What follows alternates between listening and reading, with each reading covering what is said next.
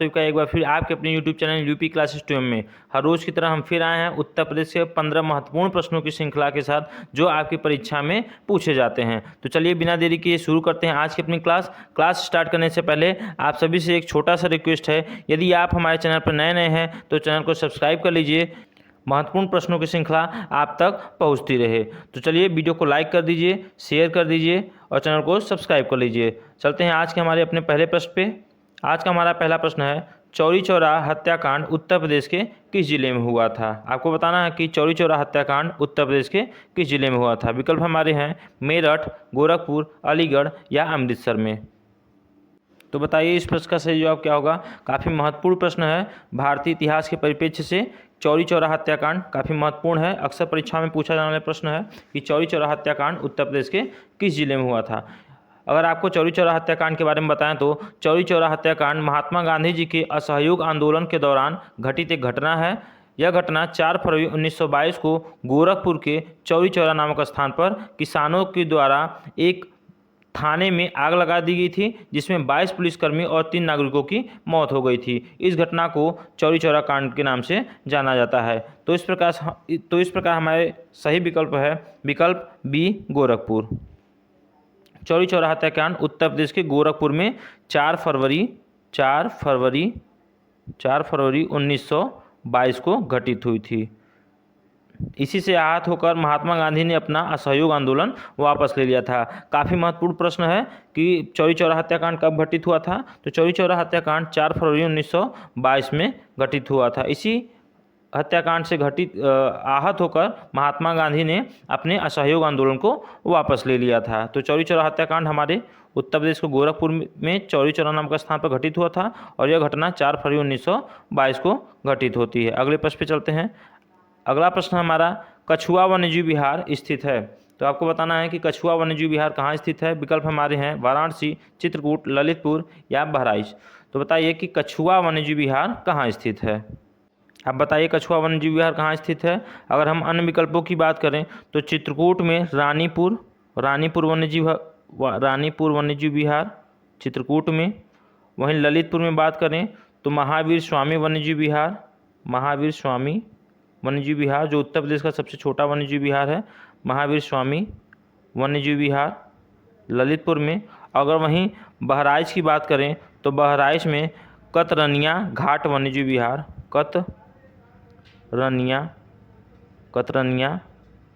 कतरनिया घाट वन्यजीव विहार स्थित है। अगर वहीं बात करें कछुआ वन्यजीव विहार की तो यह हमारे उत्तर प्रदेश के वाराणसी में स्थित है। कछुआ वन्यजीव विहार हमारे वाराणसी में स्थित है। इस प्रकार हमारा सही विकल्प है विकल्प ए, कछुआ वन्यजीव विहार वाराणसी में स्थित है। अगले प्रश्न में चलते हैं। अगला प्रश्न है हमारा, वर्ष 2011 की जनगणना के अनुसार उत्तर प्रदेश का औसत जनघनत्व कितना है। आपको बताना है कि उत्तर प्रदेश का जनघनत्व कितना है जनगणना 2011 के अनुसार। विकल्प हमारे हैं 890, 912, 829 या 850। तो बताइए कि उत्तर प्रदेश की जनघनत्व कितना है 2011 की जनगणना के अनुसार।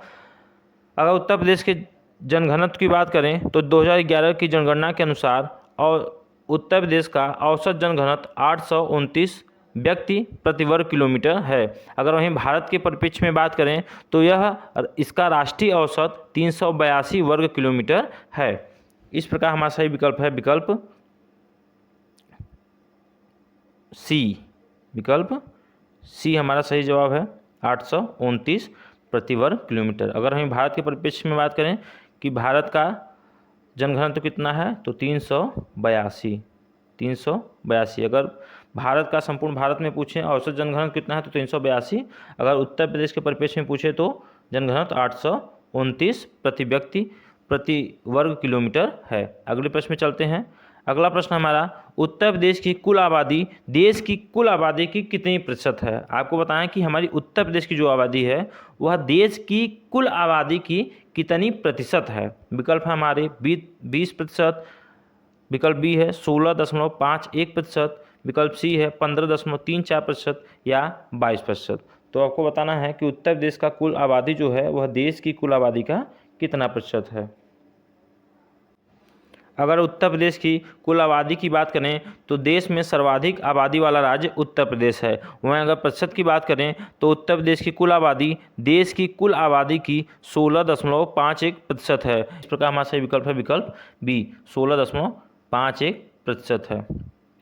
उत्तर प्रदेश की कुल आबादी देश की कुल आबादी की 16.51% है। वहीं क्षेत्रफल की बात करें तो क्षेत्रफल में यह 7.33% उत्तर प्रदेश भारत में है। 7.33% देश के कुल क्षेत्रफल का उत्तर प्रदेश में क्षेत्रफल 7.33% है। अगले प्रश्न पे चलते हैं। अगला प्रश्न है हमारा, उत्तर प्रदेश राज्य अस्तित्व में कब आया था? तो आपको बताना है कि उत्तर प्रदेश राज्य हमारा अस्तित्व में कब आया था। विकल्प है हमारे 1937, 1947, 1950 या 1956 में। तो बताइए कि उत्तर प्रदेश राज्य अस्तित्व में कब आया। तो आपको बता दें कि 26 जनवरी 1950 को उत्तर प्रदेश राज्य अस्तित्व में आया था। इससे पहले 1937 में इसे संयुक्त प्रांत के रूप में जाना जाता था। इस प्रकार हमारा सही विकल्प है विकल्प सी, 1950। 26 जनवरी 1950 को हमारा उत्तर प्रदेश राज्य अस्तित्व में आया था। इस प्रकार हमारा सही विकल्प है विकल्प सी, 1950। अगले प्रश्न पे चलते हैं। अगला प्रश्न है हमारा, गाजियाबाद किस नदी के किनारे बसा शहर है? तो आपको बताना है, काफ़ी प्रचलित प्रश्न है, फेमस प्रश्न है कि गाजियाबाद किस नदी के किनारे बसा शहर है। विकल्प हमारे हैं रामगंगा, सई, सोन या हिंडन। तो बताइए कि गाजियाबाद किस नदी के किनारे बसा है। अगर अन्य विकल्पों की बात करें तो रामगंगा के किनारे बसा शहर है मुरादाबाद हमारा, जिसे पीतल नगरी के नाम से भी जाना जाता है, मुरादाबाद। लेखपाल की परीक्षा में पूछा गया प्रश्न है कि पीतल नगरी के नाम से प्रसिद्ध शहर कौन सा है। तो मुरादाबाद को पीतल नगरी के नाम से भी जानते हैं, जो कि रामगंगा नदी के किनारे बसा एक शहर है। वहीं अगर सई नदी की बात करें तो प्रतापगढ़ हमारा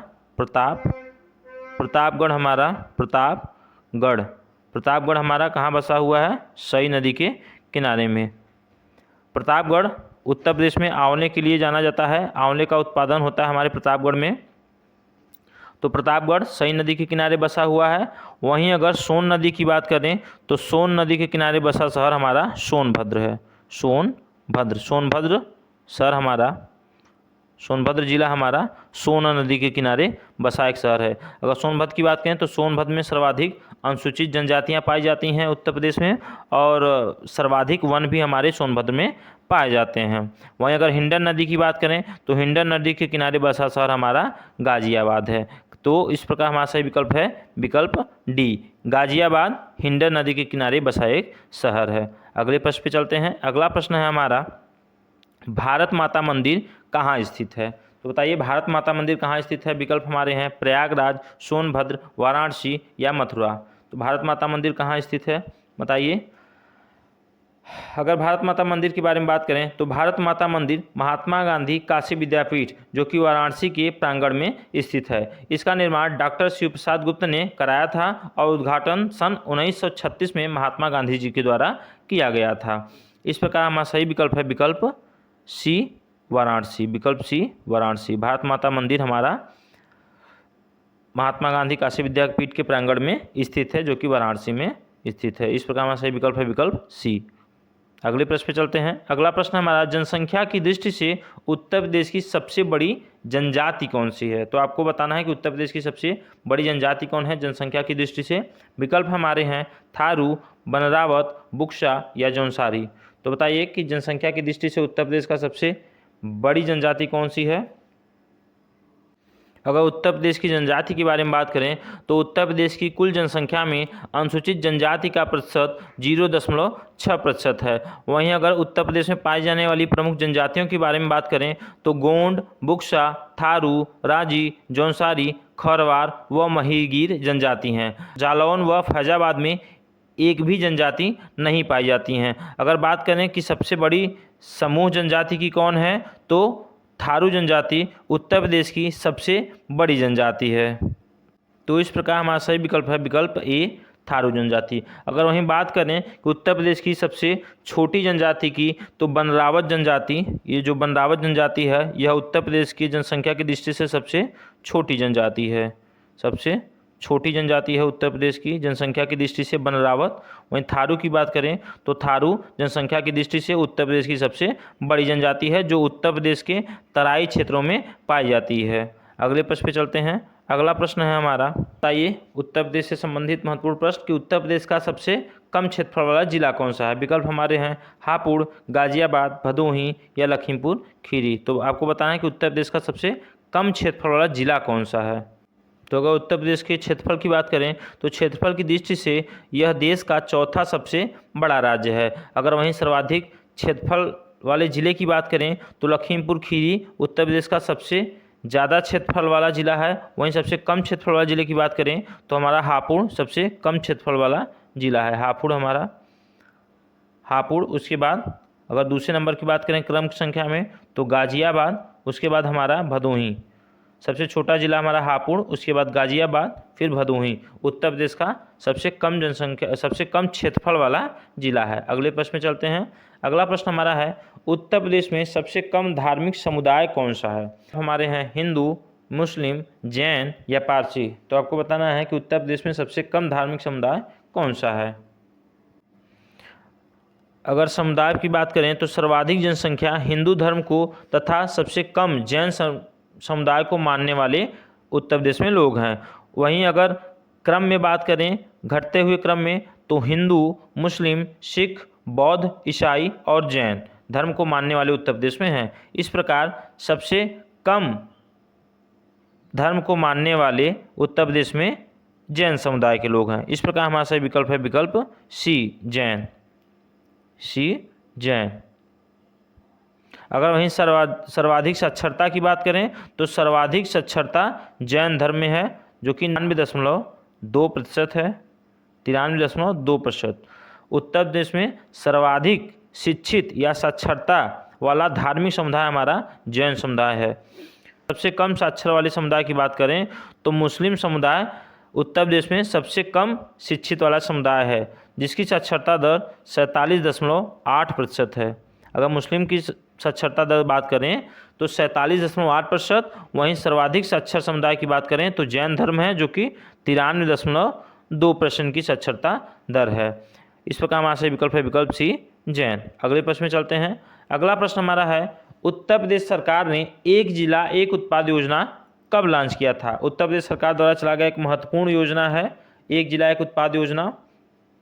तो विकल्प है हमारे 24 जनवरी 2018, 26 जनवरी 2018, 24 जनवरी 2020 या 26 जनवरी 2020। तो आपको बताना है कि ODOP की शुरुआत कब की गई थी।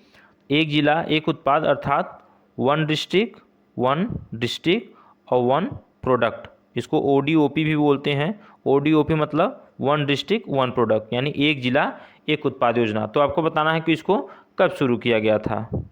अगर एक जिला एक उत्पाद योजना की बात करें तो 24 जनवरी 2018 को उत्तर प्रदेश सरकार ने उत्तर प्रदेश दिवस के अवसर पर एक जिला एक उत्पाद योजना की शुरुआत की थी।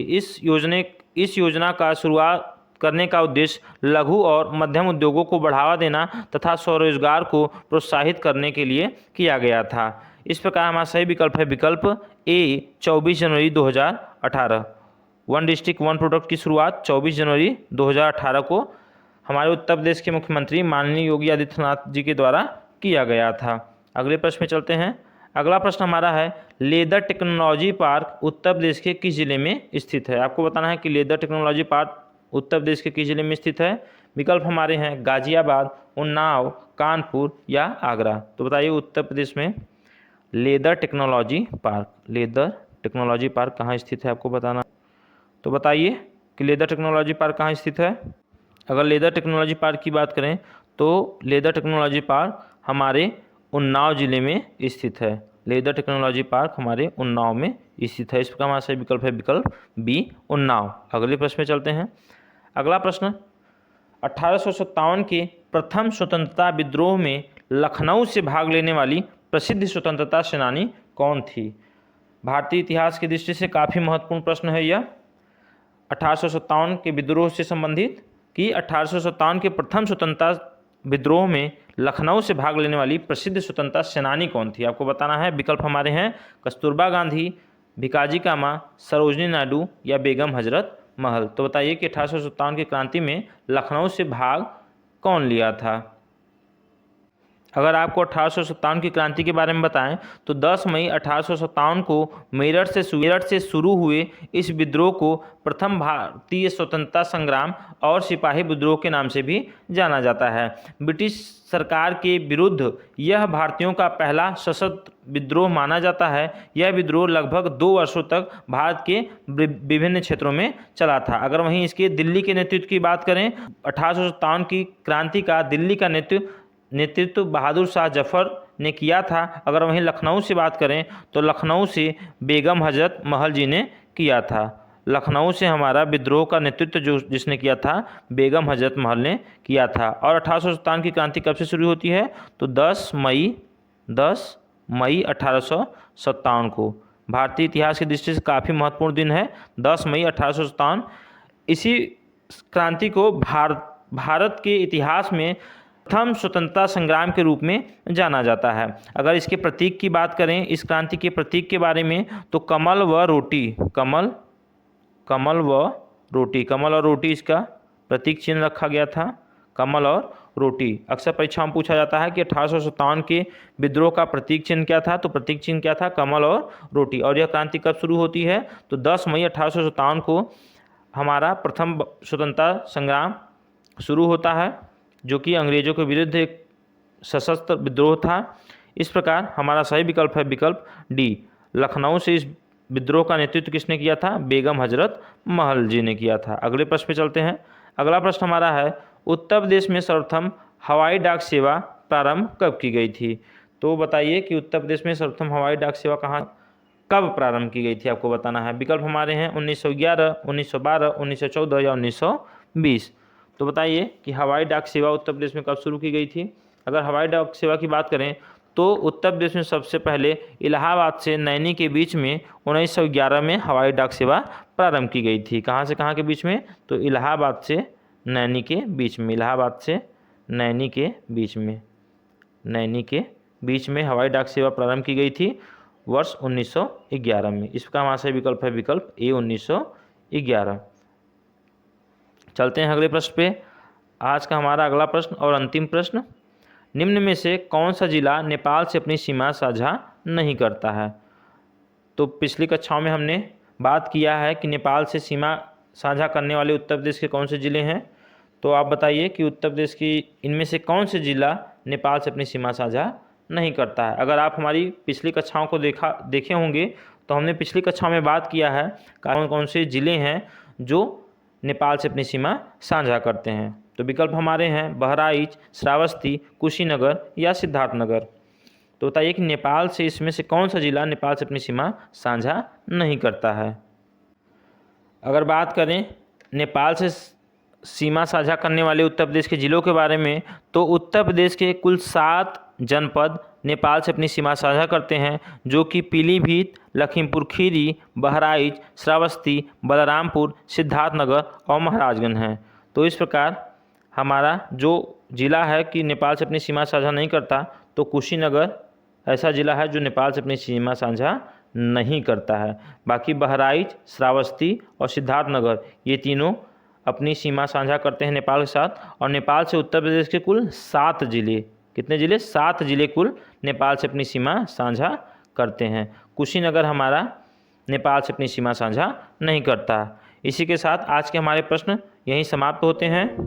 अगर आपको हमारा प्रयास अच्छा लगा हो, वीडियो अच्छी लगी हो, तो वीडियो को लाइक कर दें। और यदि आप हमें कोई राय या सुझाव देना चाहते हैं तो कमेंट बॉक्स में देख सकते हैं। यदि आपने अभी तक हमारे चैनल को सब्सक्राइब नहीं किया है तो चैनल को सब्सक्राइब करके बेल आइकन को प्रेस कर लीजिए, जिससे हर रोज़ की महत्वपूर्ण क्लास आप तक पहुंच सके। हमारे साथ जुड़ने के लिए धन्यवाद। हंसते रहिए, मुस्कुराते रहिए, पढ़ते रहिए। कल फिर मिलते हैं अपने अगले वीडियो में। तब तक के लिए नमस्कार, धन्यवाद।